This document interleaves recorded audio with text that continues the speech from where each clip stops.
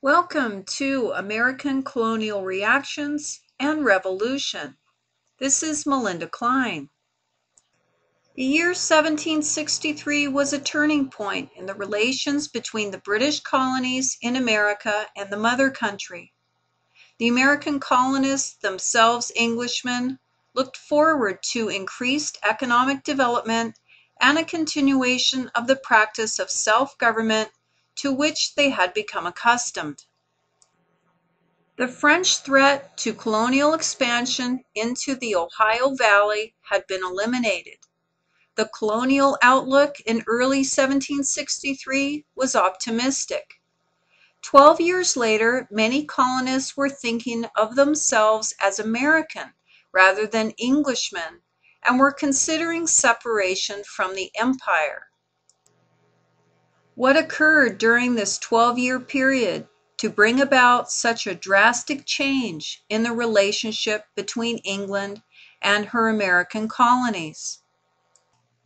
While British American colonists continued to proclaim their steady, unshaken loyalty, fidelity, and warm devotion to England and the young King George III in 1763, colonists were also aware of their own growth in the previous half-century. Arguments and intentions of revolution are always complex. As you will see, by the 1760s, after a series of laws attempting to control business and commerce, the British colonists and their relationship to their government in England had become very strained.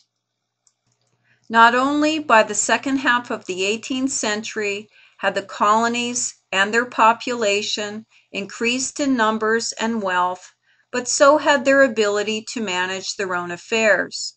The population of the 13 colonies had risen from 330,000 in 1713 to 1.75 million by 1763, and would rise another 500,000 in the next decade.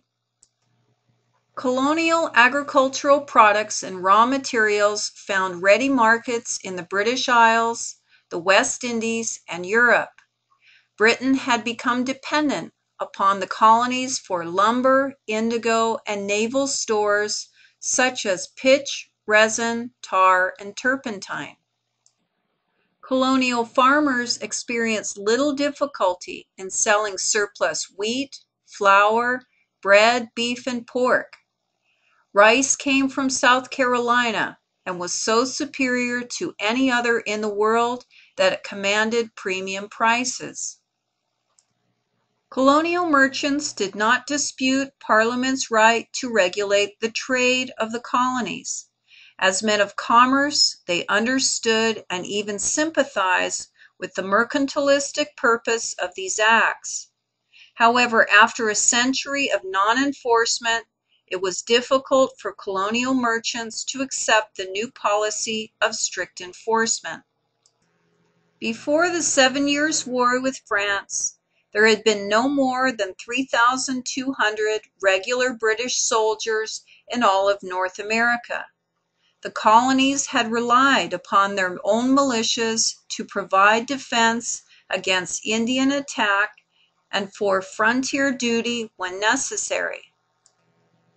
Minutemen is a name given to members of the militia of the American colonies who vowed to be ready for battle in a minute's notice. As early as 1645, in the Massachusetts Bay Colony, some men were selected from the general ranks of the town based on training to be ready for rapid deployment. On October 7, 1763, King George III signed the Proclamation of 1763, which aroused citizens in many of the colonies. The measure, based on the inadequate reporting of the Army, provided for temporary British administration of the Western lands. The British government was long aware that Americans evaded paying export and import duties. To attempt to correct the situation, the British government instituted the Sugar Act of 1764. With the Currency Act of 1764, colonial governments could no longer print their own money. They had to use the British pound. But it was with the Stamp Act of 1765 that collectively outraged the politicians, the colonial educated, and the wealthy class across all 13 colonies. In 1765, this law levied a tax on printed documents such as deeds, licenses, judgments, all transactions such as bill of ladings, newspapers, and even playing cards.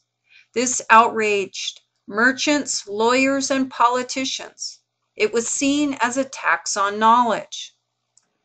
From 1769 to 1775, Boston had become a powder keg of revolution. Violence broke out in 1769 between Bostonians and Redcoats, who were mainly there to ensure that customs duties were collected. The Stamp Act of 1765 and the Townshend Acts of 1767 angered colonists regarding British decisions on taxing the colonies despite a lack of representation in Parliament.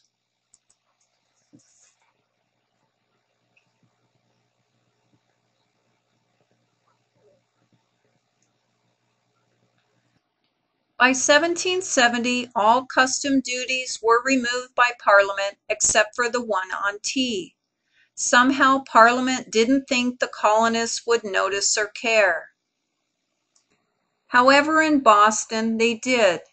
3 ships loaded with hundreds of crates of tea were thrown over the sides as men from Boston boarded the ships, destroying the cargo. By 9 p.m. they had opened 342 crates of tea, worth approximately $700,000 in today's money, and destroyed it all. This act of violence brought criticism from both colonial and British officials. For instance, Benjamin Franklin stated that the destroyed tea must be repaid, and he offered to repay this with his own money. King George did not take the situation lightly.